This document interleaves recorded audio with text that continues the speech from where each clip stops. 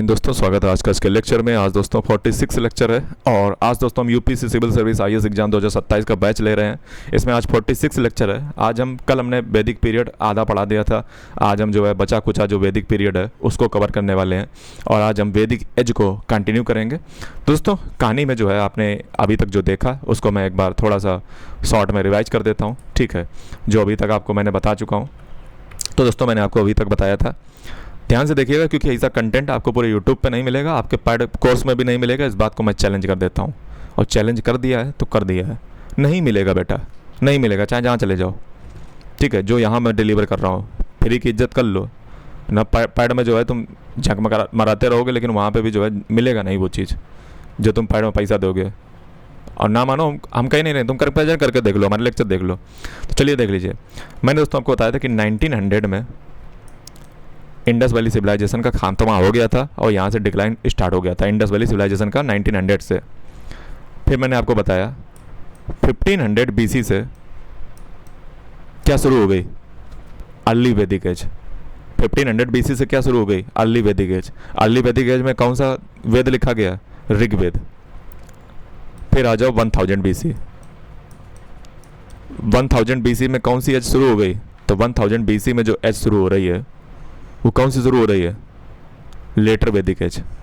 1000 से कौन सी, लेटर वैदिक एज। और 1500 से अर्ली वैदिक एज।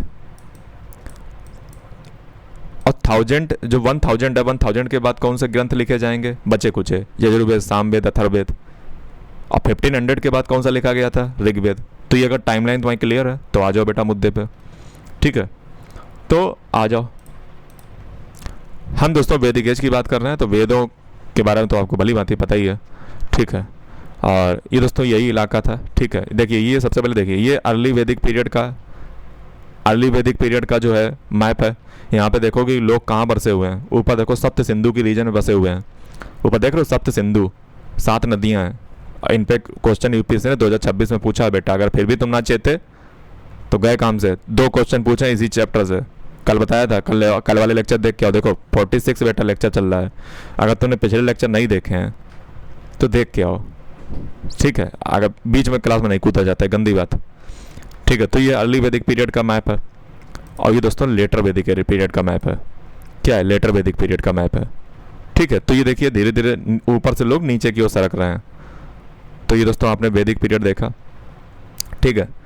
तो ये दोस्तों जो है इस प्रकार से फैलाव था इसका।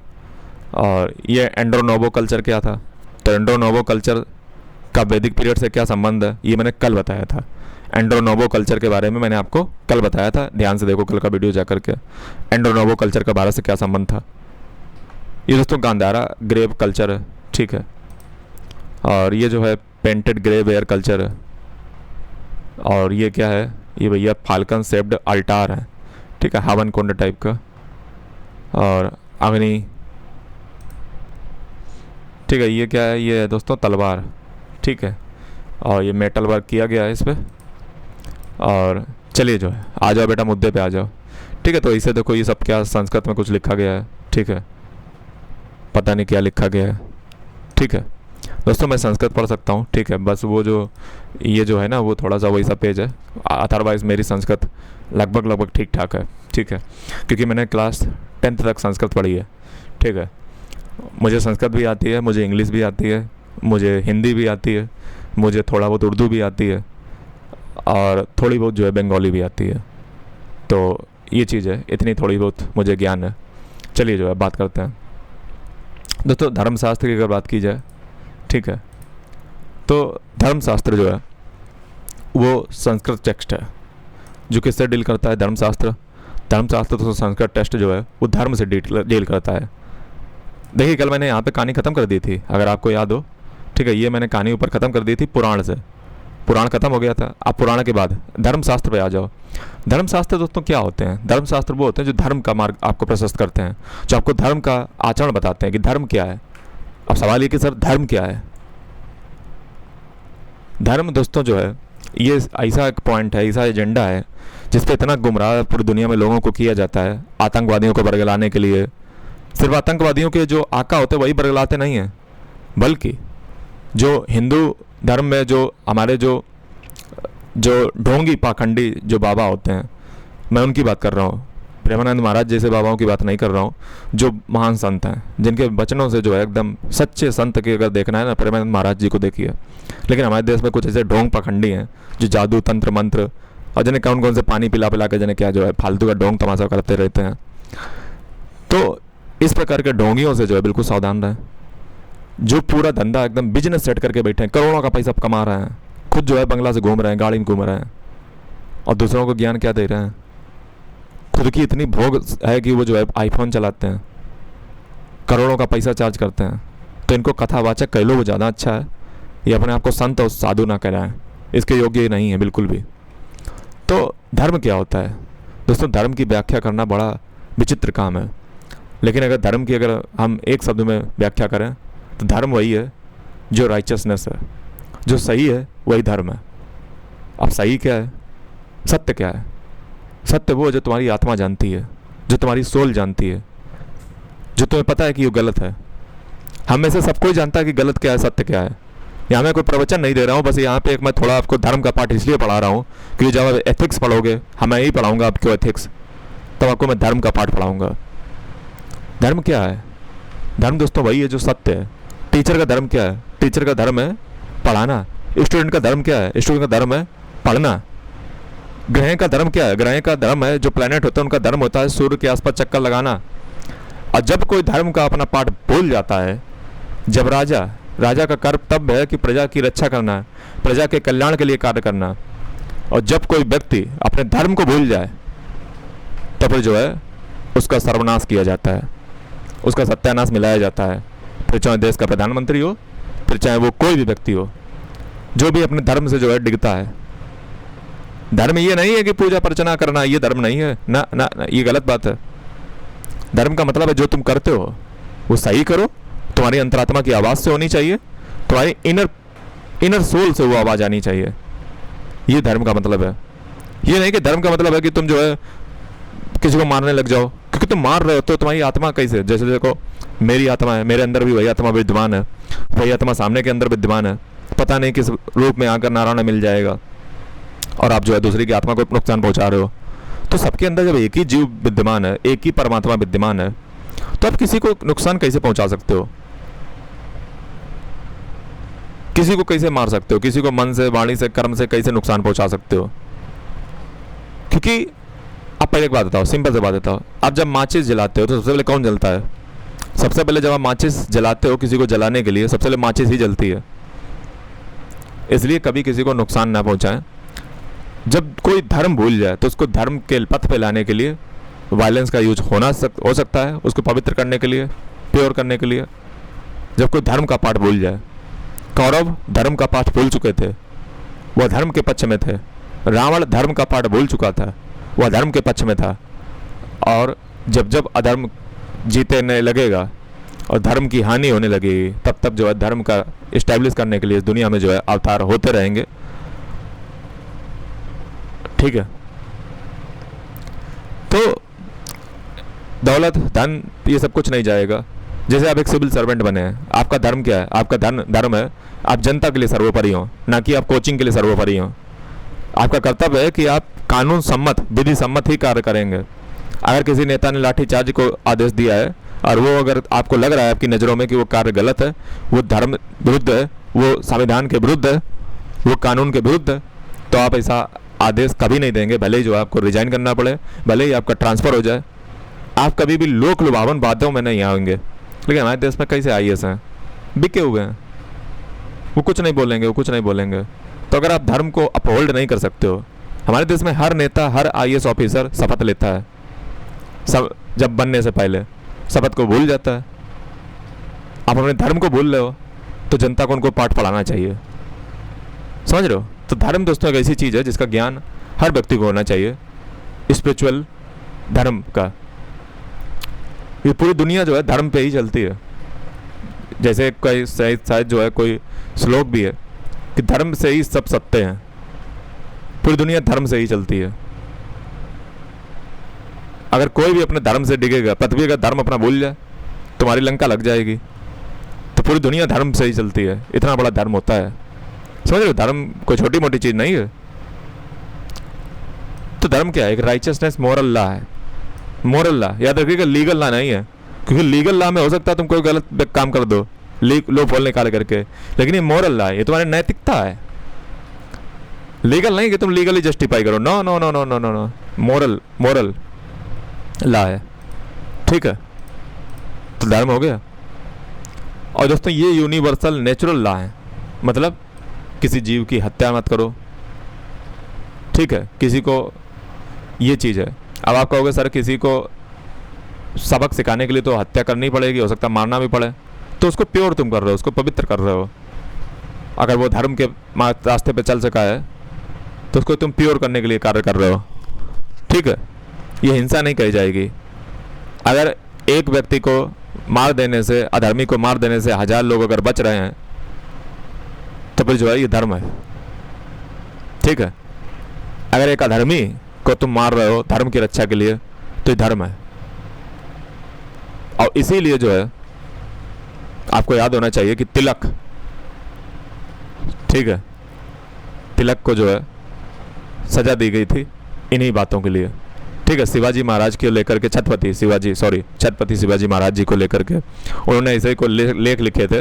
और 1897 की घटना है, ठीक है? रांड को जो है शायद मतलब अटैक हुआ था कुछ, ठीक है? तो उसको लेकर के जो है, फिलहाल ये मॉडर्न हिस्ट्री नहीं चल रही, चलिए मुद्दे पे आओ। मैं ही दोस्तों मॉडर्न हिस्ट्री भी पढ़ाऊंगा, टेंशन मत लीजिएगा। अभी मैं यहाँ पे हूँ, फिर वहाँ पहुँचूंगा, सब मैं पढ़ाऊंगा, सारे सब्जेक्ट आपके मैं लूँगा। और ऐसे लूँगा तो आपको लगेगा वाकई में हिस्टोरियन बात कर रहा है, इतिहासकार बात कर रहा है। धर्म दोस्तों अगर बात की जाए तो धर्म क्या है? पुरुषार्थ है, लाइफ के गोल हैं, ठीक है? जीवन के उद्देश्य हैं धर्म। जैसे धर्म है क्या? तो धर्म दोस्तों आपका है राइचियस कंडक्ट। अर्थ का मतलब क्या है? अर्थ का मतलब है मटेरियल वेलबींग। मटेरियल वेलबींग का मतलब अर्थ है। देखिए धर्म तो जरूरी है ही आपके जीवन में, आपके जीवन में धर्म भी होना चाहिए, राइचियसनेस कंडक्ट भी होना चाहिए, अर्थ भी होना चाहिए। अब भैया रोटी खाने के लिए अर्थ चाहिए ना, पैसा चाहिए ना, मटेरियल वेलबींग चाहिए ना, थोड़ा बहुत किताबें चाहिए, मटेरियल वेलबींग, काम। अब देखो सृष्टि का अगर आपको चलाना है, सृष्टि में जो है और भी लोग आएंगे तो वो भी चाहिए, सेंसुअल प्लेजर, ठीक है? सबके लिए नहीं होता है, मतलब कुछ लोग जिनका मर्जी है जो भी, ठीक है? तो ये कोई गलत बात नहीं है, ये कोई गलत चीज़ नहीं है, बस आप धर्म युक्त कर रहे हो। ऐसा ना हो पता चला जो है तुम 10-10, 15-15, ये गलत है, ये गलत है। 1 ओनली 1, ठीक है? तो वो सही है। मोक्ष यानी कि फिर अंत में जो है आपको मोक्ष भी प्राप्त करना है। मोक्ष का मतलब होता है लाइफ, जन्म और मृत्यु के जो चक्र है इससे अपने आप को तोड़ देना, इसको मोक्ष कहते हैं। धर्मशास्त्र दोस्तों जो है वो धर्म सूत्र में विभक्त है। धर्मशास्त्र किसमें जो है सब डिवाइड है? धर्म सूत्र में। धर्म सूत्र कब लिखे गए थे? तो ये लिखे गए थे 600 BC में से लेकर के 300 BC की तरफ। धर्मशास्त्र जो है वो धर्म सूत्र और स्मृति में विभाजित है। धर्मशास्त्र और धर्मशास्त्र जो है वो किन में डिवाइड है? धर्म सूत्र में और स्मृतियों में। स्मृति बाद में लिखी गई हैं, धर्म सूत्र पहले लिखे गए हैं। जैसे आपने सुना था नारद स्मृति, याज्ञवल्क्य स्मृति, ऐसे जो धर्म सूत्र हैं उनमें पहले लिखा गया और स्मृतियां बाद में लिखी गई। तो धर्मशास्त्र को 2 पार्ट में बांटा जाता है। और ये धर्म के 3 सोर्स हैं। धर्म आता कहाँ से? 3 सोर्स हैं। एक तो वेद है जो श्रुति है। वेद क्या है? वेद का मतलब श्रुति, जो सुन के जो है ट्रांसफर हुआ नॉलेज, उनको श्रुति कहते हैं, वेद। स्मृति क्या होती है? स्मृति होती है जो रिमेंबर यानी कि याद की गई हैं, याद कर करके जो लिखे गए हैं, टेस्ट, ठीक है? और शिष्टाचार का मतलब गुड मैनर। तो ये सब चीजें हमें याद रखनी चाहिए। एक पर्सन का जो धर्म होता है वो दोस्तों कई फैक्टर पे डिपेंड करता है। पहला, वो किस जेंडर का है। अगर वो मेल है तो उसका धर्म अलग होगा, फीमेल है उसका धर्म अलग होगा। मैरिटल स्टेटस, उसकी शादी हो चुकी कि नहीं हुई है, विवाह हो चुका कि नहीं हुआ। वर्ण उसका कौन सा है? ब्राह्मण है, क्षत्रिय है, वैश्य है, शूद्र। जब मैं वर्ण की बात कर रहा हूँ तो आज भी हमारे देश में वर्ण व्यवस्था है। आपको क्या लगता है? नहीं है? जो टीचर है वो अपना धर्म करता है, ये भी तो वर्ण ही है। यही वर्ण की बात हो रही है, पता नहीं कास्ट से किसको जोड़ दिया। कास्ट का कोई ताल्लुक ही नहीं था। आज मैं पढ़ाता हूं तो मेरा पढ़ाना क्या है, मैं ब्राह्मण हूं, धर्म के आधार पे। कोई अगर लड़ता होगा, सीना पे खड़ा होगा, वो क्षत्रिय होगा। तो धर्म के आधार पे आज भी वही बंटवारा है।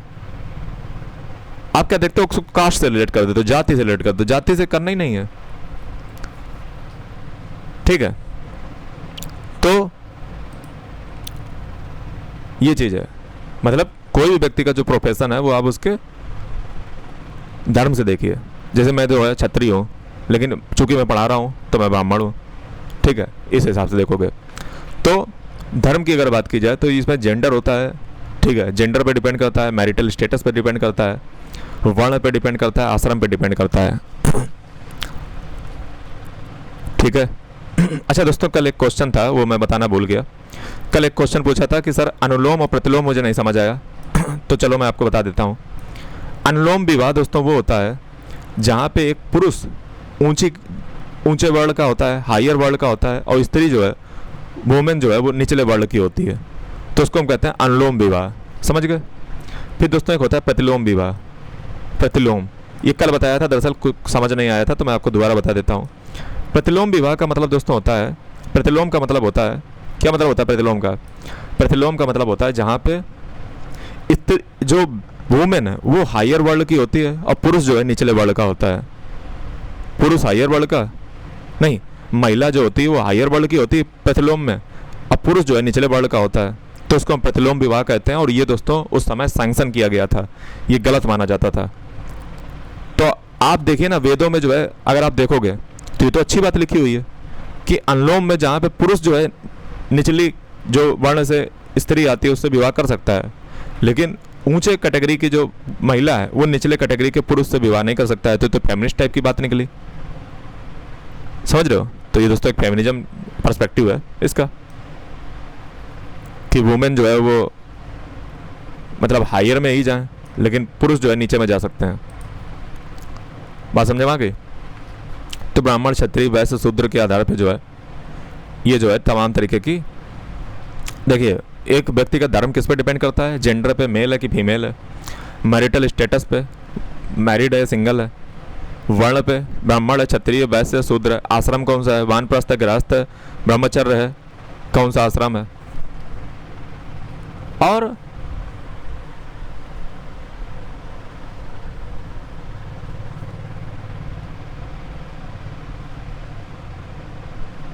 ठीक है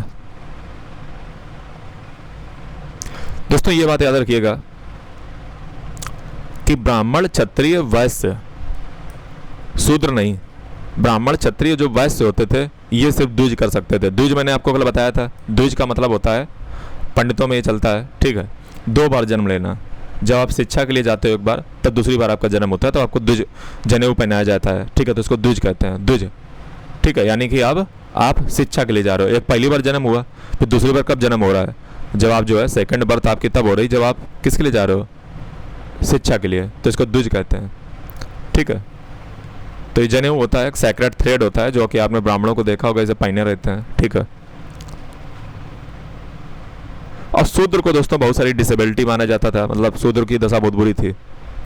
दोस्तों 4 आश्रम होते हैं, एक होता है ब्रह्मचर्य, एक होता है गृहस्थ, गृहस्थ मतलब हाउस होल्ड केयरटेकर, एक होता है वानप्रस्थ, वानप्रस्थ का मतलब पार्शियल रिनंसिएशन, यानी कि आधा जो है त्याग हमने कर दिया है, और संन्यास का मतलब होता है कंप्लीट रिनंसिएशन, कंप्लीट त्याग।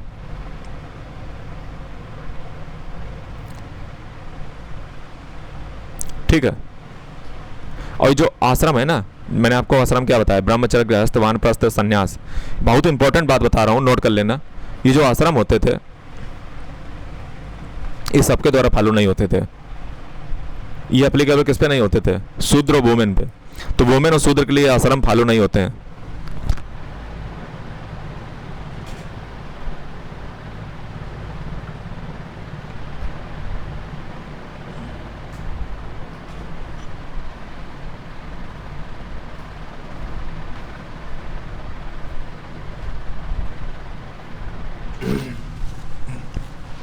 दोस्तों एक बहुत मजाक की बात है, पता क्या, लोग कहते हैं कि आज बाढ़ व्यवस्था नहीं है। और सच्चाई ये है कि आज भी सब वही है, बस थोड़ा स्वरूप बदल गया है। आज भी बड़ व्यवस्था है, आज भी प्रोफेशन के आधार पे ही है। आप मान लीजिए हम कह रहे हैं आप जो है शुद्ध हो, हम कह रहे हैं मान लो आप शुद्ध हो और आप देश के प्रधानमंत्री बन जाओ, कोई जो है आपका कर्म के आधार पे आपका सम्मान होगा प्राइम मिनिस्टर के तौर पे, कोई आपको शूद्र नहीं मानेगा। सच्चाई है, आज भी वही सिस्टम है। तुम्हें क्या लगता है आज ख़त्म हो गया? आज तो प्रोफेशन के आधार पे है। तुम आईएएस बन जाओ, कलेक्टर, और हो तुम वैसे इज्जत मिलेगी तुम्हें ब्राह्मणों वाली, समझ रहे हो? तो आज भी वही है ठीक है, यानी कि जो प्रोफेशन है उसी के आधार पे जो है आज भी जो है सेम चीज़ें चल रही हैं। ठीक है, तो प्रोफेशन के आधार पे आज भी जो है माना जाता है। तो मैंने क्या होता है कि जो 4 आश्रम होते हैं ये शूद्र और वुमेन के ऊपर अप्लाई नहीं होते हैं। ठीक है, अब आ जाओ एपिक्स। एपिक्स का मतलब हुआ जाकर जैसे 2 संस्कृत जो है एपिक्स थे। एपिक्स का मतलब होता है महाकाव्य।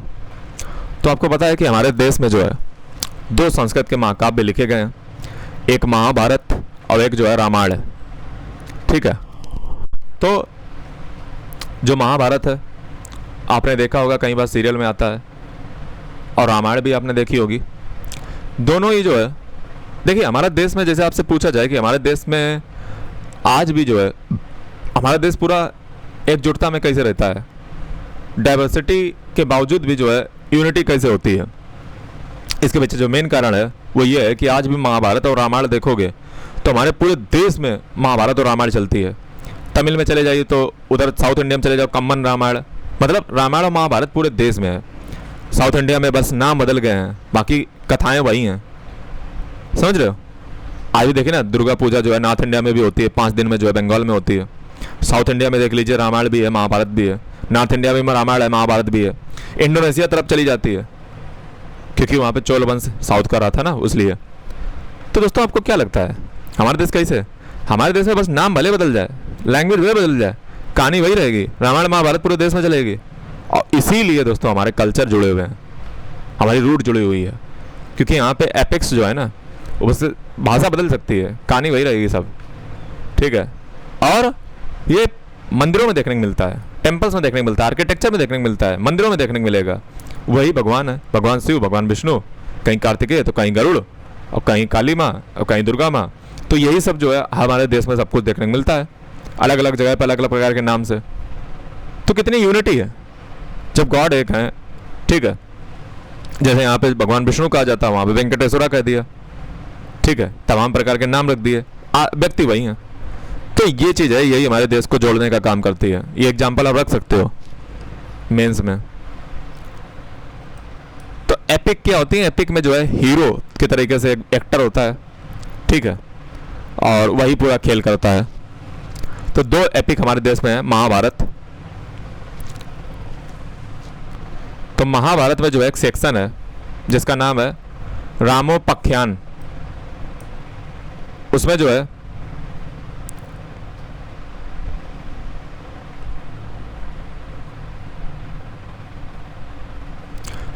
ऐसा भी नहीं है कि महाभारत और रामायण बिल्कुल आइसोलेट होकर पढ़ी जाए। ऐसा नहीं है कि महाभारत और रामायण जो है बिल्कुल अलग अलग है, नहीं, दोनों का एक दूसरे से लिंक है। कैसे लिंक है? महाभारत में एक सेक्शन है जिसका नाम है रामोपाख्यान। उसमें जो है डिटेलिंग की जाती है स्टोरी की, किसकी? भगवान राम की।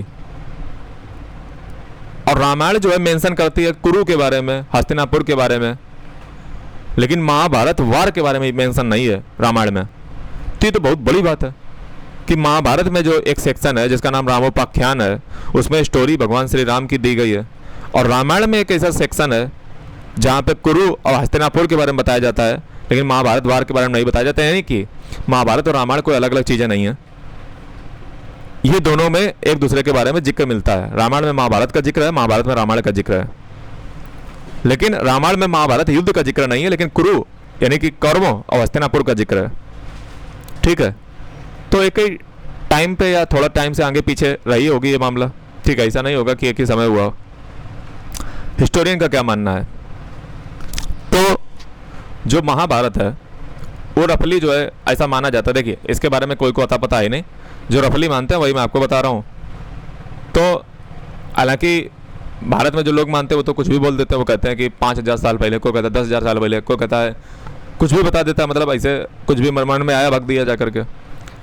लेकिन जो रफली अभी तक, देखिए पहले एक बात समझिए, मेरी बात समझिए, मैं क्या बता रहा हूँ। मैं बता रहा हूँ कि महाभारत और रामायण कब लिखी गई, इनने समझना मेरी बात को। मैं ये नहीं कह रहा हूँ कि महाभारत और रामायण कब हुई। जैसे मान लो कोई घटना हुई, जैसे मान लो आज कोई घटना हुई, तो हो सकता है उस समय लिटरेरी लिखने के तरीके नहीं होंगे, मौखिक रूप से जैसे मान लो हमने बता दिया किसी को, फिर ऐसे पीढ़ियों दर पीढ़ी जो है कथा आगे बढ़ती रही बढ़ती रही बढ़ती रही। फिर एक समय बाद किसी को याद आया कि अच्छा चलो अब तो पेन कापी है, लाओ लिख के रख लें, तो भविष्य में काम आएगी। चांसेस इसके हो सकते हैं कि महाभारत और रामायण बहुत पहले हुई हो, लेकिन इसको जो कंपोज किया जा रहा है वो थोड़ा सा जल्दी किया जा रहा है। समय देखिए कब का है। तो महाभारत को कंपोज किया गया है हिस्टोरियन के अकॉर्डिंग 400 BC से लेकर के 400 AD के बीच में। ऐसा नहीं कि एक दिन में बैठे हो शाम तक लिख के तैयार हो गई, समय लगा है। ठीक है, किसी ने कुछ लिखा फिर ऐसे करके समय लगा है। देखिए ना कितना लंबा गैप है। ऐसे रामायण की बात की जाए तो रामायण को भी लिखने में काफ़ी समय लगा है, करीब करीब 700 साल है का गैप है।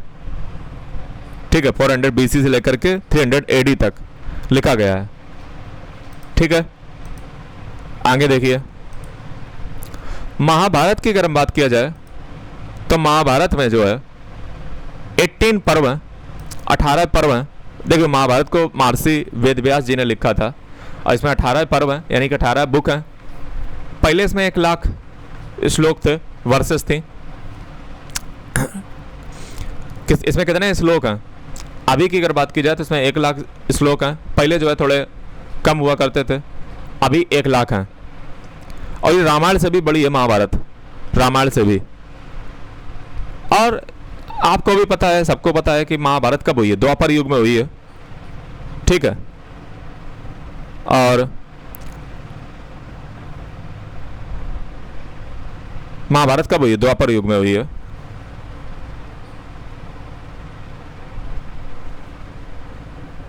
और ये कहाँ हुई होगी? तो ये इंडो गंजेटिक जो डिवाइड है, अपर गंगा वैली, उधर तरफ हुई होगी। फिर रामायण, तो रामायण कब हुई होगी?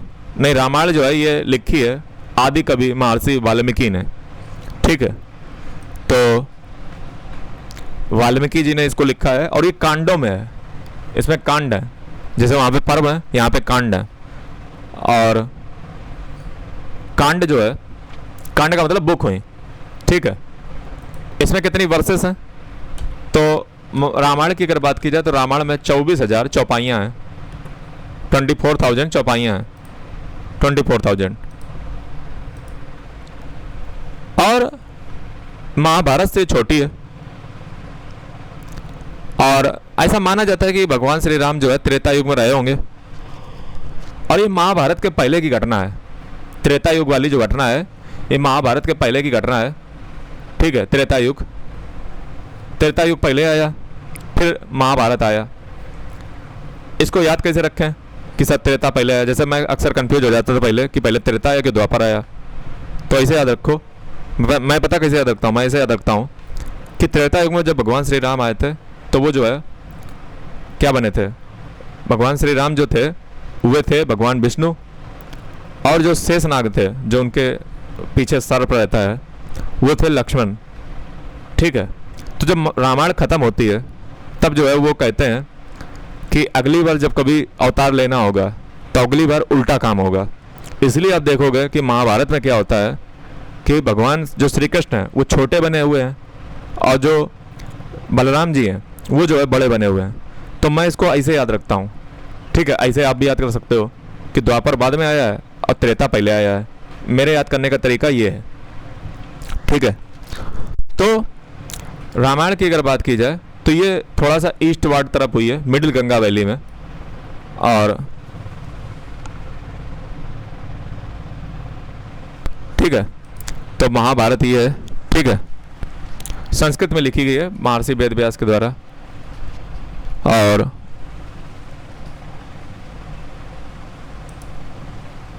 एक कृष्ण और अर्जुन है कुरुक्षेत्र में।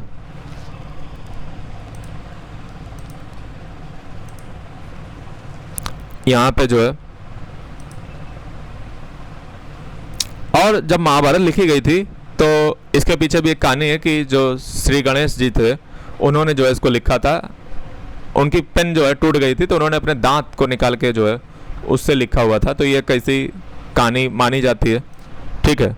और इनको लिखने वाले गणेश जी थे और जो है महर्षि वाल्मीकि इनको बोल रहे थे, वैसे ही जो है गणेश जी जो है लिख रहे थे, ठीक है। और ये महाभारत में जो है शांतनु सत्यावती लव स्टोरी, और ये जो है द्रौपदी हैं, ठीक है, अपने 5 हस्बैंड के साथ, पांडवों के साथ, ठीक है, 5 इनके पांडव थे, ठीक है। और ये पेंटिंग जो है राजा रवि वर्मा ने बनाई है, ठीक है। राजा रवि वर्मा आपको मॉडर्न हिस्ट्री में पढ़ाऊंगा, ठीक है। तो ये 5 पांडव थे, ठीक है। युद्ध का जो कारण था पूरा यही था कि एक सुई की नोक तक की जो है जगह नहीं देंगे, ऐसा कौरवों का कहना था। कौरव 100 भाई थे जिसमें युधिष्ठिर जी का बड़ा रोल है, ठीक है। और संजय ने जो है पूरे युद्ध को जो है अपनी आंखों से देखा था, क्योंकि जो धृतराष्ट्र थे वो सिर्फ ना कि आंख से अंधे थे बल्कि दिमाग से भी अंधे थे, ठीक है। तो इसलिए ऐसा क्वेश्चन आता है, मैं इसलिए बता रहा हूँ कि संजय ने जो है पूरे युद्ध को जो है अपनी आंखों से देखा था। एक व्यक्ति ने और भी जो युद्ध को पूरा देखा था जिसका नाम था घटोत्कच। और ये घटोत्कच की बात की जाए तो इन्होंने भी पूरा युद्ध देखा था। और घटोत्कच के नाम से आपने एक बहुत ही वायरल एक आपने सुना होगा, राजस्थान की आप जाओगे तो उनका नाम है खाटू श्याम। तो खाटू श्याम वही घटोत्कच हैं, ठीक है। ये कई लोगों को बात नहीं पता है, पता होना चाहिए, इम्पोर्टेंट पॉइंट। फिर ये आप देखोगे तो छेनकेश्वर टेम्पल है बेलूर में, होयसाला एम्पायर के द्वारा बनवाया गया था, होयसाला के द्वारा, ठीक है। तो अर्जुन जो है यहाँ पे आप देख सकते हो मछली की आंख में तीर मार रहे हैं, ठीक है। तो ये अर्जुन है। तो ये सब यही चीज़ें हैं जो हमारे देश में जो कल्चर को जो है जिंदा करके रखी हुई हैं। कि हमारे देश में कल्चर सिर्फ किताबों में केंद्रित नहीं है, हमारे देश में कल्चर फोक डांस में है, हमारे देश में कल्चर फेस्टिवल्स में है, हमारे देश में कल्चर मंदिरों में है। कहाँ कल्चर नहीं है? डेली रूटीन में कल्चर है। इजिप्ट और मिस्र का जो कल्चर है वो भूल चुके हैं। उसके पीछे रीजन है कि उन्होंने उसको जिंदा नहीं रखा, हमने उसको जिंदा बना के रखा है। इतने तरीके हैं जहाँ से हमने कल्चर को अपने जिंदा रखा है। फिर ये देखिए, ये एक फोटो है, ठीक है। और द्रौपदी चिड़न, ये क्या है? ये महाभारत युद्ध का जो है सीन है अंकोर वाट में। अंकोर वाट आपको बताना चाहिए शायद, ये जो है साउथ ईस्ट एशिया में जो है मंदिर है अंकोर वाट का। तो ये महाभारत का एक युद्ध का सीन है। और ये महाभारत काल का जो है भारत का नक्शा है, ठीक है। यहाँ पे देख सकते हो कि नैमिषारण्य में एक जगह पड़ रही है, ठीक है। और ये हस्तिनापुर है हरियाणा में, ठीक है। तो महाभारत का काल का ये नक्शा है, ठीक है। और इसमें सब आप देख सकते हो, कलिंग भी था उस समय, ठीक है। तो ये महाभारत काल का है। और ये गांधारी के बारे में है, ठीक है। धृतराष्ट्र की वाइफ का नाम गांधारी था, ठीक है।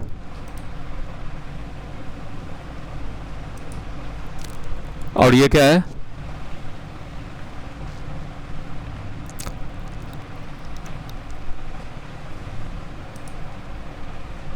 और ये है यक्षगान।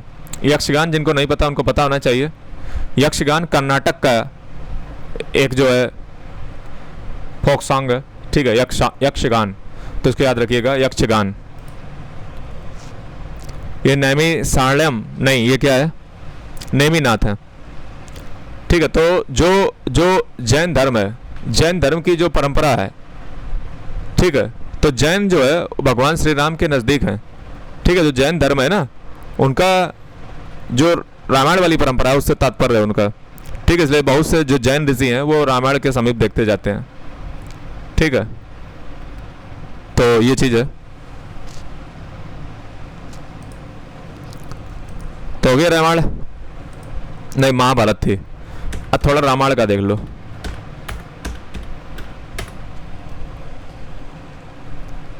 रामायण,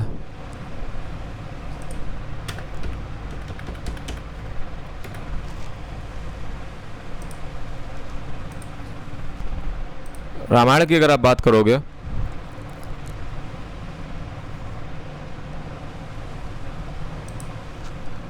ये रामायण है, ठीक है। रामायण को जो है इस प्रकार से दिखाया गया है।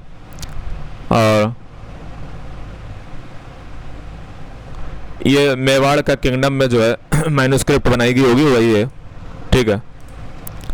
और ये महर्षि वाल्मीकि जो है उसको लिख रहे हैं। और ये चार जो भरत, राम, लक्ष्मण, भरत, शत्रुघ्न, ठीक है, चार उनके बेटे थे। और ये 14 वर्ष का वनवास का सीन है। ये दरअसल मैन्युस्क्रिप्ट है ना, बाद में बनाई गई हैं मॉडर्न हिस्ट्री में, पेंटिंग में। और ये रावण जो है जटायु को मार रहा है, ठीक है, और माँ सीता को लेकर जा रहा है। राजा रवि वर्मा की पेंटिंग है, जब पेंटिंग होगी तब पढ़ाएंगे, ठीक है। ये कंबोडिया के मंदिर में जो है इसको डिपिक्ट किया गया है, सुग्रीव और बाली का जो युद्ध, और भगवान श्री राम जो है छुप के मार रहे हैं तीर बाली को। और ये जो है रावण जो है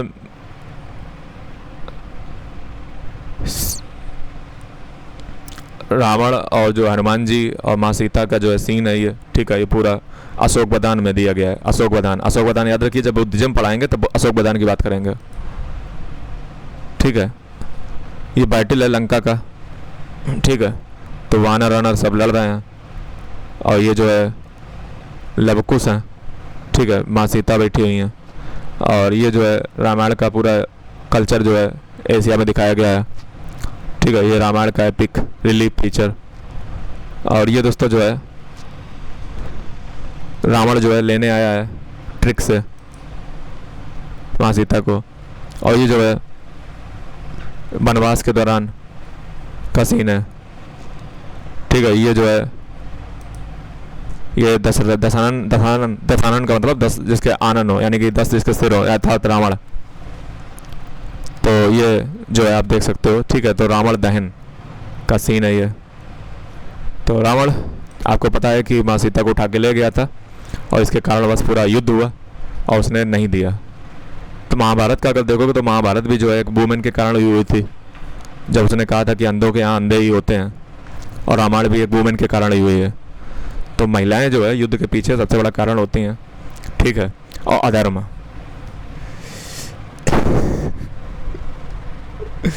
तो अब हम जो है वायरिड एस्पेक्ट देखते हैं ऋग्वेदिक कल्चर के। तो ऋग्वेदिक कल्चर की अब हम दोस्तों बात करने जा रहे हैं, ठीक है। देखते हैं कितना लंबा चैप्टर, पहले देख लें।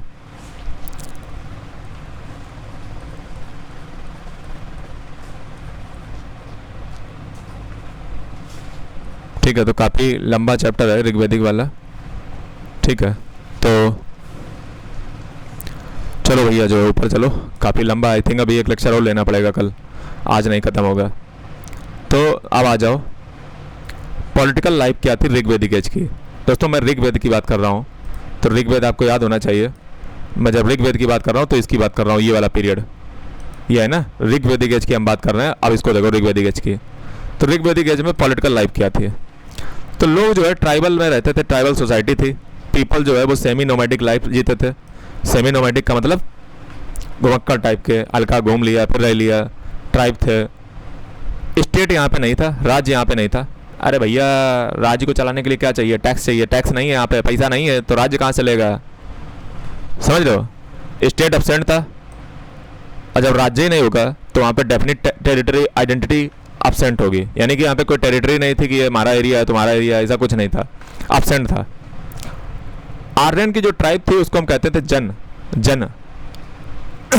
आर्यन की जो ट्राइब होती थी ना उनको हम क्या कहते थे, जन कहते थे, जन। और उनके चीफ को हम राजन कहते थे, राजन। जन से ही राजन बना हुआ है, राजन, जन, राजन।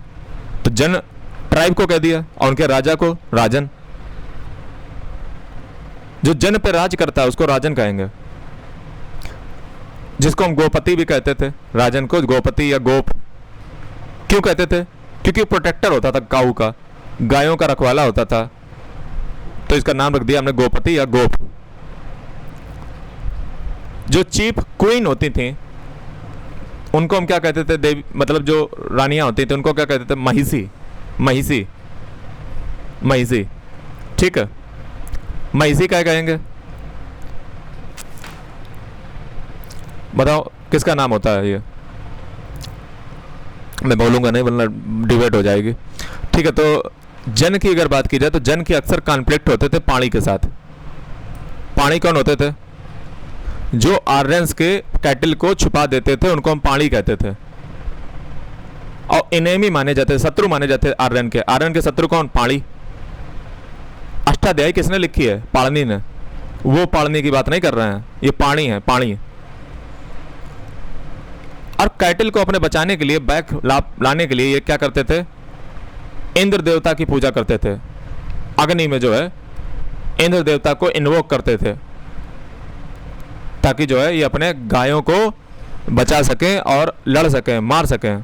जैसे अब आप देखिए कभी रामायण महाभारत में, तो जिसमें जब युद्ध होने जाता है तो पहले क्या करते हैं, जो है पहले कुछ मंत्र अंत्र कुछ जपते हैं, ठीक है, तो वो कुछ यज्ञ वगैरह करते हैं। तो इंद्रदेव को जो है बुलाते थे, क्योंकि इंद्रदेव जो है मार काट के एकदम, ठीक है, तो वो बैटल एटल और सिंहासन को खतरे में रहता है हमेशा। तो इंद्र देवता को याद किया जाता था जब भी बैटल होने होती थी, ठीक है।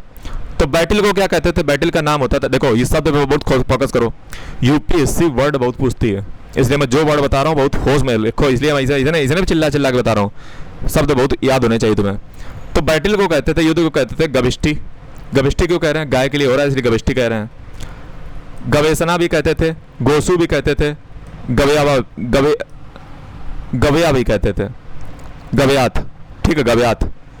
अब आपसे यूपीएससी पता क्या करेगा? ऐसे 4 शब्द रख देगा, आपसे कहेगा ये बताओ क्या है? बैटल है। तो इसका मतलब होता है सर्च फॉर काऊ। ये बैटल किस लिए होता था? गायों को ढूंढने के लिए, क्योंकि पानी इसको छुपा देते थे। तो राजन का काम होता था कि जन को प्रोटेक्ट करे और कैटल को प्रोटेक्ट करे इनेमी से, और गॉड को लेकर के इंद्र देवता से प्रेयर करता था कि इंद्र देवता जो है हमारी रक्षा करें, हम युद्ध में लड़ने जा रहे हैं, ठीक है। अब पॉलिटी एडमिनिस्ट्रेशन देख लीजिए इनका क्या था। सोसाइटी का जो पॉलिटिकल स्ट्रक्चर था वो पूरा अगर बात किया जाए तो मोनार्कियल फॉर्म थी, मोनार्की, राजशाही टाइप की। लेकिन गोपति की जो ऑफिस थी वो हेरिडिटरी नहीं थी। अब बहुत इंपॉर्टेंट बात यहाँ पे आपको समझनी चाहिए, और आपको समझ आना चाहिए कि भारत में डेमोक्रेसी कब से है। ये जो वेस्ट हमें सिखाता है कि डेमोक्रेसी हमने दी है, उनको समझ आना चाहिए। अमर्त्य सेन की एक बुक है द आर्गुमेंटेटिव इंडियंस, उसको आपको पढ़ना चाहिए। उसमें वो क्या लिखते हैं कि हमारे अर्ली वैदिक पीरियड में, यानी कि ऋग वैदिक पीरियड में, राजा वंशानुगत नहीं होता था, हेरिडिटरी नहीं होता था, बल्कि सभा होती थी, समितियां होती थी जो है इसको चूज करती थी। डेमोक्रेटिक सिस्टम भारत के पास था अर्ली वैदिक पीरियड में। ऋग वैदिक पीरियड में एक क्लान होती थी, उसमें से जो है चुना जाता था समिति के द्वारा। असेंबली एक होती थी, सभा, समिति। तो डेमोक्रेटिक एलिमेंट हमें मिल रहा है, रिपब्लिकन टाइप की पॉलिटी मिल रही है ऋग वैदिक टाइम में, बड़ी बात है। इंपॉर्टेंट ट्राइबल असेंबली भी जो उस समय की आपको पता होनी चाहिए। जैसे एक सभा होती थी, सभा का मतलब है इस एक छोटी बॉडी होती थी जो इसमें एलीट लोग होते थे, एक्सक्लूसिव बॉडी। सभा में क्या होते थे? एलीट लोग।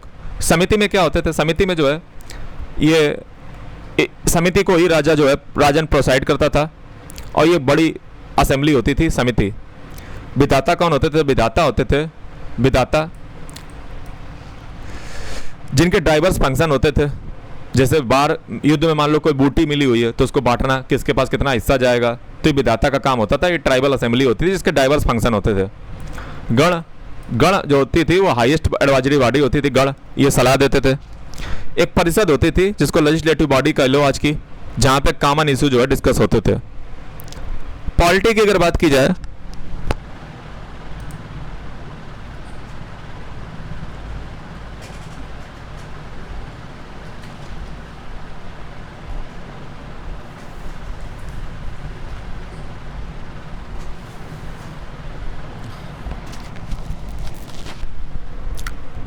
तो पॉलिटी की अगर बात की जाए तो पॉलिटी कैसी है? पॉलिटी काफ़ी लिबरल है, प्रोग्रेसिव है। लिबरल मतलब उदार है, ज़्यादा इसे कट्टरता नहीं है। प्रोग्रेसिव है, प्रोग्रेसिव थॉट है। इगलिटेरियन है, मतलब हर जगह जो है सुख संपन्नता बढ़िया जो है, कोई ऐसा नहीं रूढ़िवादी चीज़ नहीं है, सब अच्छा है, करेक्टर है सोसाइटी का। कोई डिफरेंस नहीं है पॉलिटिकल स्टेटस में कॉमन पीपल और पॉलिटिकल फंक्शनरी के बीच में, ठीक है। जो सबसे बड़ी बात यहाँ पे है क्या है कि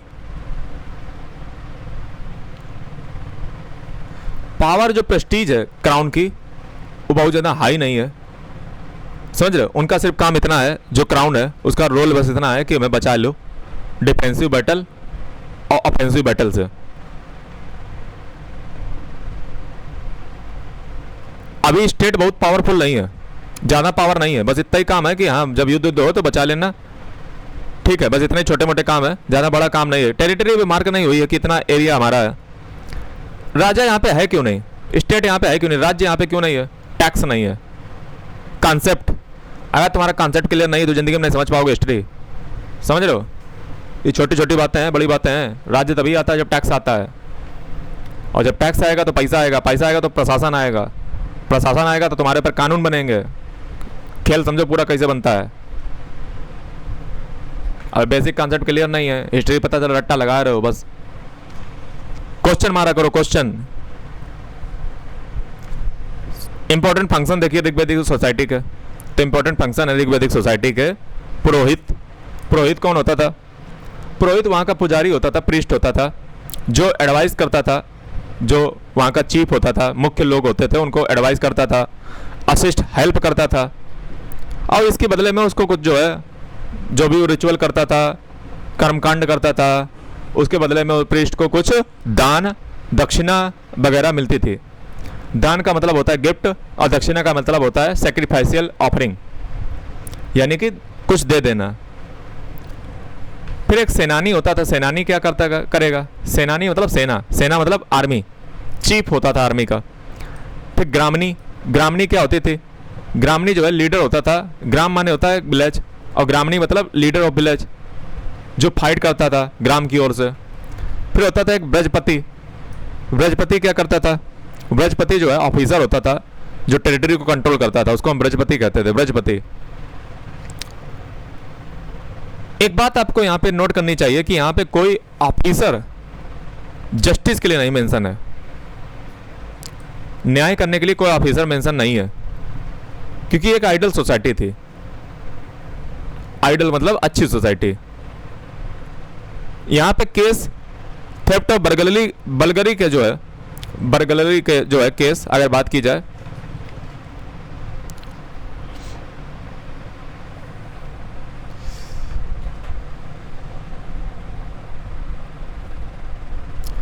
मैंने बताया कि इगलिटेरियन सोसाइटी थी, यानी कि अच्छी सोसाइटी थी। लेकिन क्या इसका मतलब हम ये मान लें कि बहुत ही आइडल, बहुत ही अच्छी सोसाइटी होगी। कुछ मात्रा में यहाँ पे केस थे, थेफ्ट के, चोरी के, बर्गलरी के, ये केस यहाँ पे होते थे ऋग्वैदिक सोसाइटी में। मतलब इगलिटेरियन नेचर था सोसाइटी का, ठीक है, लेकिन आइडल सोसाइटी नहीं थी। ऐसा नहीं था कि बहुत ही एकदम भगवान धरती उतारा ये सोसाइटी, ऐसी नहीं थी, ठीक है। मतलब थोड़ा बहुत थेफ्ट के, चोरी के और इसके केस होते थे।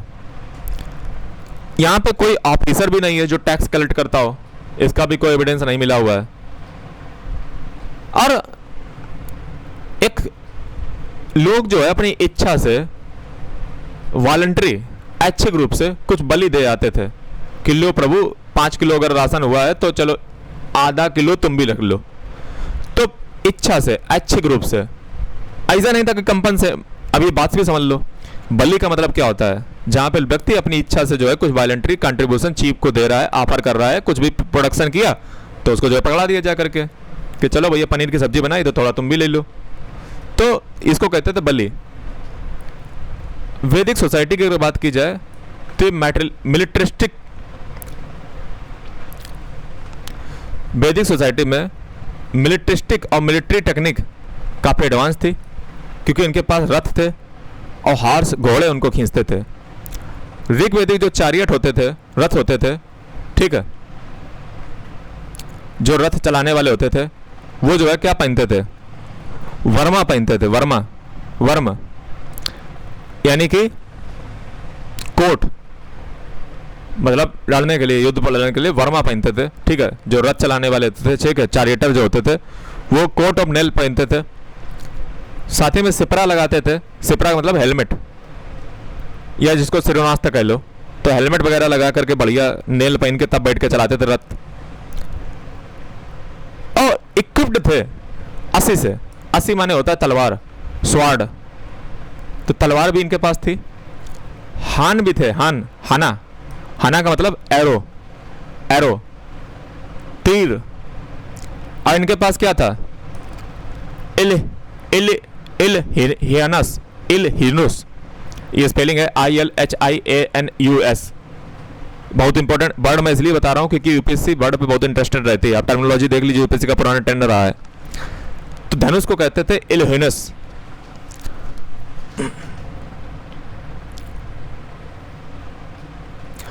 जो सेनानी होता था, जो सेना होती थी, वो ऐसा नहीं होता कि हमेशा तैयार रहती थी कि चलो भैया युद्ध लड़ना है ना। जब स्टेट नहीं तो कहाँ तैयार थोड़ा रहोगी, जब जरूरत पड़ती तब बुलाया जाता था कि चलो भैया लड़ना है, ठीक है।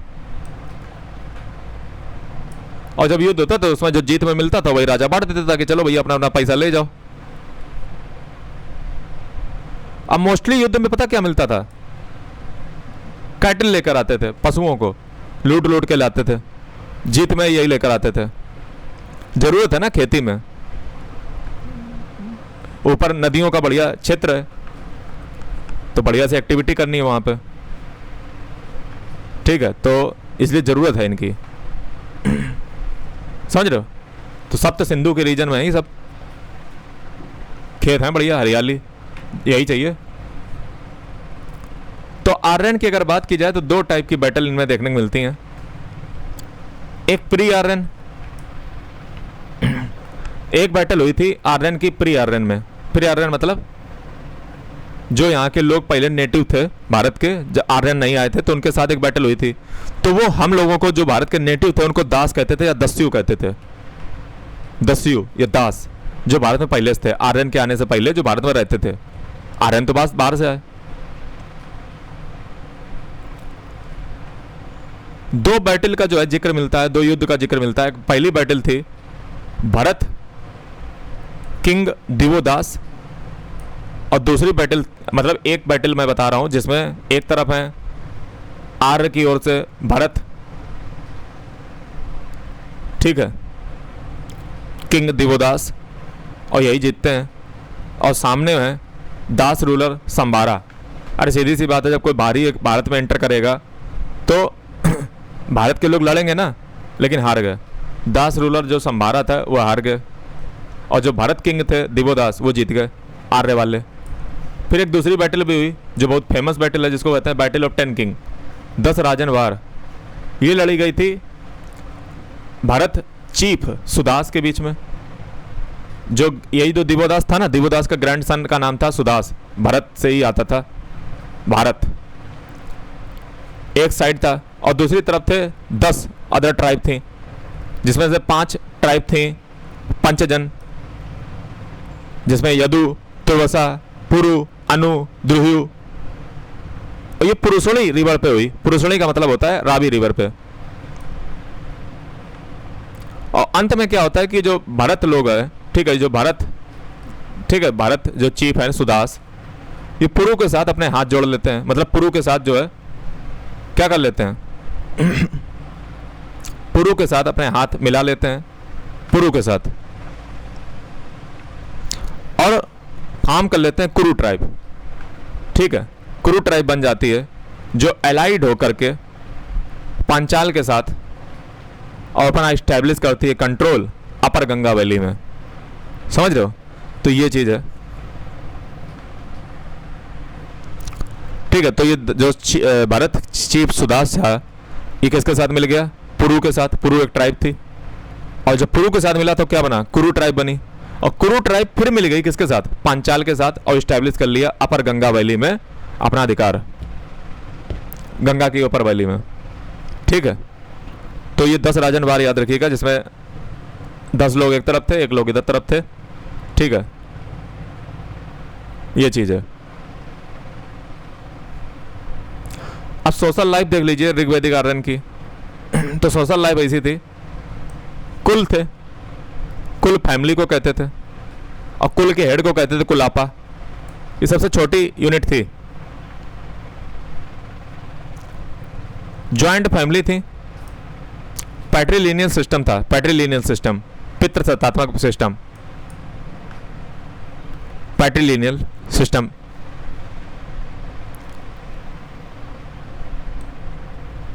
याद रखिएगा पैट्रीलिनियल है। और फैमिली टुगेदर जो है कॉन्स्टिट्यूट करती थी ग्राम। देखो पहले फैमिली, फैमिली मतलब कुल, और कुल से बनता था ग्राम, और ग्राम को ऐड करता था ग्रामीणी, कुल को ऐड करता था कुलापा, और ग्राम के बाद आता था बिस, और बिस को ऐड करता था बिस्पति, और बिस के बाद आता था जन, और जन को ऐड करता था राजन, ठीक है, और वही किंग होता था। तो सोसाइटी जो है वो पैट्रियार्कल नेचर में थी, और वुमेन का एक इम्पोर्टेंट पोजीशन था सोसाइटी में। ऋग वैदिक एज में जो वुमेन की पोजीशन है वो काफ़ी अच्छी है, लेटर वैदिक एज में वुमेन की जो पोजीशन है वो काफ़ी ख़राब हो जाएगी। तो वुमेन जैसे यहाँ पे एजुकेटेड थी, पढ़ी लिखी थी, वो असेंबली में पार्टिसिपेट भी कर सकती थी। मैं आपको बता दूं, जैसे दुनिया भर के देशों में देख लीजिए, वुमेन को अधिकार बहुत बाद में मिला है। फ्रांस में देख लीजिए, वुमेन ने कितना क्रांति की, तब जाके वुमेन को राइट्स मिले वोट डालने के। सोचिए हमारे देश में तो जो है ऋग वैदिक एज में जो है वुमेन्स को राइट था असेंबली में, और ये बेस्ट हमें सिखाता है डेमोक्रेसी है। तो this should be proud on yourself, on your culture. तो वुमेन जैसे उस समय की थी, उनके कुछ नाम जान लो: अपाला, घोषा, लोपमुद्रा, विश्ववर्मा, विश्वरा। इन्होंने बहुत हिम्स भी कंपोज किए हैं, जैसे गायत्री मंत्र आपने सुना होगा कई बार। तो इनको उपनयन इनका हुआ है, बाकायदा उपनयन भी हुआ है, ठीक है। और मीटिंग भी जो है अटेंड करती थी विधाता के साथ, ठीक है।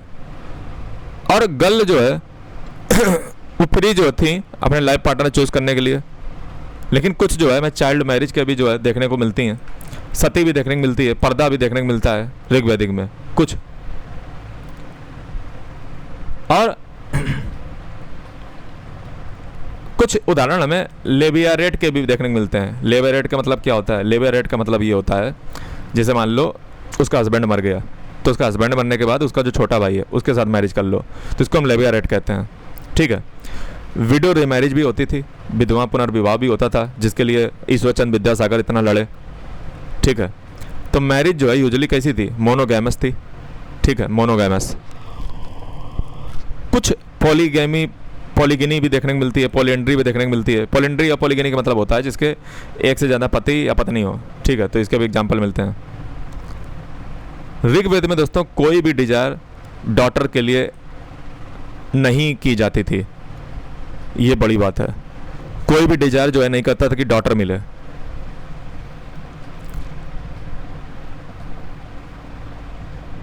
तो हमेशा जो है पुरुष को ही माना जाता है कि वही आए, आज भी वही है। सन पुत्र की बर्थ की इच्छा क्यों रखी जा रही है? उसके पीछे एक कारण हो सकता है कि जो मार्शल नेचर है सोसाइटी का, लड़ना है तो लड़ने के में पुत्र ही काम आएंगे, लड़के काम आएंगे, इसीलिए उन्हें मेल मेंबर की जरूरत थी, ताकि क्लास में जो है काम है टेरिटरी रक्षा करने में। सोसाइटी की अगर बात की जाए, सोसाइटी जो है कास्ट लाइंस पे और ऑक्यूपेशन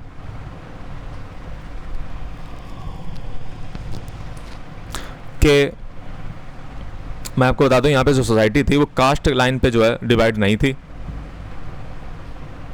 और जो ऑक्यूपेशन यहाँ पे था वो बर्थ के आधार पे नहीं था। कोई भी कुछ भी ऑक्यूपेशन करेगा, यानी कि सिंपल शब्दों में समझ लो तो ऑक्यूपेशन यानी कि तुम्हारा पेशा क्या है, यही तुम्हारा जो है डिवाइड सोसाइटी में होगा, ब्राह्मण, क्षत्रिय, वैश्य, शूद्र। कोई भी जो है राजा बन सकता है, पुरोहित बन सकता है, आर्टिसन बन सकता है,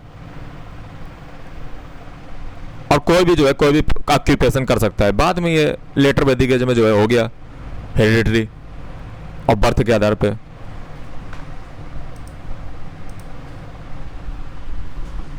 तो चलिए दोस्तों, मैं ऊपर जाके आ चुका हूँ और यहाँ पे बात क्या कर रहे थे, तो सोसाइटी आपको समझ में आई कि ऑक्यूपेशन के आधार पे है, पैसे के आधार पे है, ना कि बर्थ के आधार पे है। तो मुझे नहीं लगता कोई प्रॉब्लम है, आज भी तो वही है।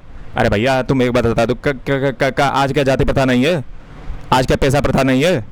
तुम कलेक्टर हो तो तुम्हारी जात कलेक्टर है, तुम अगर प्रधानमंत्री हो तो तुम्हारी जाति प्रधानमंत्री है। आज भी वही पैसा है, ऋग्वैदिक सोसाइटी आज भी चल रही है, समझ रहे? आज जाति प्रथा उतनी नहीं रही है मॉडर्न एज में। मैं मानता हूँ देश में है जाति प्रथा, देखता हूँ कई जगह पे कुछ अभी चविल्ले हैं जो करते हैं, ठीक है। तो ऋग्वेद में दोस्तों एक पोएट है, एक वर्स है, उसको आपको पढ़ना चाहिए। देखो क्या कह रहा है ऋग्वेद में। आई एम अ पोएट, मैं कवि हूँ। माई फादर इज अ फिजिशियन, यही बता रहा है कि हम बर्थ के बेस पे नहीं हैं। जहाँ पे पोएट जो है, I am a poet, my father is a physician, my mother grinds grain upon the stone, मेरी मदर जो है स्टोन पे ग्रिंड मतलब सिलौटियाँ चलाती हैं। Striving for wealth with varied plans, we follow our desire like cattle. तो दोस्तों इससे बिल्कुल सिद्ध होता है कि सोशल मोबिलिटी जो है, ठीक है, सोशल मोबिलिटी समाज में थी और कोई भी व्यक्ति अपना पेशा चेंज कर सकता है, प्रोफेशन चेंज कर सकता था, वर्ण अपना चेंज कर सकता था। बड़ी बात थी। बाद में हेरिडिटरी हो गया बर्थ के आधार पर लेटर वैदिक एज में। सर्टेन डिफरेंस जो है इस पीरियड में भी देखने को मिलते हैं।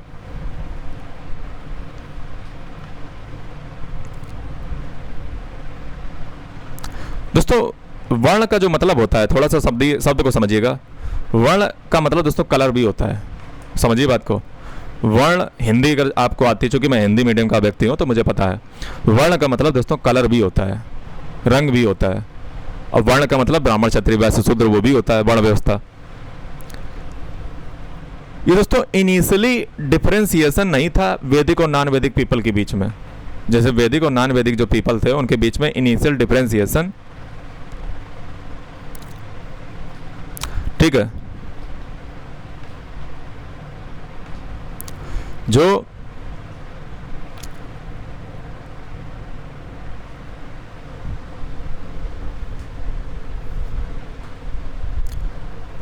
देखिए यहाँ पे कुछ बात लिखी गई है। Certain difference exist in during this period, यानी कि इस पीरियड में जो है कुछ डिफरेंस थे, ठीक है। वर्ण या कलर, मैं थोड़ा उल्टा बोल गया हूँ, ठीक है। देखिए मैं आपको लग रहा होगा कि मैं आसान कैसे, मतलब मैं अभी 2 लेक्चर रिकॉर्ड करके तीसरा लेक्चर रिकॉर्ड कर रहा हूँ, ठीक है, और 3 घंटे नहीं चौथा घंटा चल रहा है, तो दिमाग जो है मंद हो जाता है, आई एम सॉरी, ठीक है। तो और सुबह के देखिए, सुबह के कितने बजे हैं, टाइम देखिए सुबह के दोस्तों बजे हुए हैं, अभी सुबह के बजे हुए हैं 9:30 घंटे। और सुबह मैंने स्टार्ट किया था करीब 5 बजे से 6 बजे से पहले स्टार्ट किया था, समझ रहे हो। तो इसी मेहनत को रिकॉग्नाइज कीजिए। फ्री का कंटेंट है, ऐसा कंटेंट तुम्हें कहीं नहीं मिलेगा, तुम्हारे पेड कोर्स में नहीं मिलेगा, लेकिन कमेंट आप नहीं करोगे, है ना, यही चीज़ है, फ्री की चीज़ें। अब जो इसीलिए तुम्हें जब लूटा जाता है ना तो बहुत बढ़िया रहता है, बढ़िया कटवाओ, कि फ्री की इज्जत नहीं होती है। एक भी दिन हमारे चैनल पे ब्रेक नहीं होता है, एक भी दिन है कोई भी बस की जो डेली वीडियो डालता हो फ्री में, एक पोटी कौड़ी ना मिल रही हो। तो वर्ण या कलर जो है ये शुरुआती जो है बेसिस था वैदिक और नॉन वैदिक पीपल के बीच में। जैसे वैदिक लोग जो होते थे, आर्य होते थे, वो अपने आप को अलग वर्ण का या कलर का मानते थे, नॉन वैदिक को अलग वर्ण या कलर का मानते थे। वैदिक पीपल जो थे वो काफ़ी फेयर थे, ठीक है, और जो इंडिजीनियस यहाँ के लोग थे वो काफ़ी डार्क थे, ठीक है, और एक डिफरेंट लैंग्वेज बोलते थे। तो ऋग्वेद जो है इनके बीच में डिफरेंशिएशन भी करता है। वो कहता है कि दस्यु जो है वो दास हैं, ठीक है, यानी कि जो भारत में लोग रह रहे हैं वो दस्यु हैं, यानी कि दास हैं। दास कैसे हैं? दास हैं अव्रत। दास को कैसा कहा है? अव्रत। अव्रत का मतलब जो ऑर्डिनेंस जो गॉड का है उसको नहीं मानते हैं, यानी गॉड के ऑर्डिनेंस को नहीं मानते हैं। कौन कह रहा है? आर्य कह रहे हैं दास से, जो भारत के लोग हैं दस्यु, कि ये अव्रत हैं। अव्रत का मतलब देखिए, समझ लीजिए, मतलब बहुत पता होना चाहिए। अव्रत का मतलब होता है जो ऑर्डिनेंस गॉड का नहीं मानते हैं। और जो दास हैं जो भारत में रह रहे हैं वो अक्रतु भी हैं। अक्रतु का मतलब जो सैक्रिफाइस परफॉर्म नहीं करते हैं, जो बलि नहीं चढ़ाते हैं, जो रिचुअल नहीं करते हैं, कर्मकांड नहीं करते हैं। इसीलिए आर्य जो थे वो हॉस्टाइल थे किसके खिलाफ? दस्यु के खिलाफ, दैंदा दासाज। तो आर्य इसीलिए जो है खिलाफ थे। दस्यु जो थे वो नॉन आर्यन थे। दस्यु कैसे थे? दस्यु नॉन आर्यन पीपल थे, लेकिन इंडिजीनियस पीपल थे भारत के। जबकि जो दास थे, दास कैसे थे? दास जो थे वो अर्ली आर्यन ग्रुप है, शुरुआती आर्यन ग्रुप है। और ये बहुत इंपॉर्टेंट बात है, बहुत इंपॉर्टेंट बात है। ये मैंने आज ही के समय के लिए आपको बचा के रखा था। दास और दस्यु में फ़र्क समझिए। दास वो हैं, कौन दास है? जो अर्ली आर्यन थे, नहीं दस्यु समझिए, दस्यु वो हैं जो नॉन आर्यन है, यानी कि प्योरली इंडिया के लोग हैं, ठीक है, इंडिजीनियस। दस्यु उनको कहते हैं, नॉन आर्यन को। लेकिन जो दास हैं वो आर्यन ही हैं, लेकिन वो कुछ समय भारत में रह चुके हैं, इसलिए उन्होंने अपने स्किन का जो टेक्सचर है, अपना कलर है, उसको छोड़ दिया है। या और मान लीजिए उन्होंने इंटर मैरिज कर ली भारत में आकर के, तो इसीलिए उनका कलर जो है वो जा चुका है। दोस्तों कितना बड़ा डिफरेंस है। मैं गारंटी देता हूँ ये इतनी बड़ी बात जो आपको इस लेक्चर में पता चल रही है, आज के 46 लेक्चर में, कोई यूट्यूब पे नहीं कवर करता होगा। आपके पैड कोर्स में ये जानकारी नहीं होगी। और यूपी से इसे कॉन्सेप्ट में पूछता है क्वेश्चन, अंदर सी बात, कितनी बेसिक बात है। लिखा कहीं किसी किताब में ये शब्द का डिफरेंस लिखा कहीं पे? कहीं नहीं लिखा है। दोस्तों इसी मेहनत को थोड़ा सराहिया कीजिए, ठीक है। कोड मोटिवेशन नहीं हमारे पास है, ना तो हमारे पास पैसे तुम डाल देते हो, ना कुछ आता है। तो कम से कम एक लाइक, कमेंट, शेयर कर दिया कीजिए ताकि और भी लोगों के पास ऐसे लेक्चर पहुंचे, ठीक है।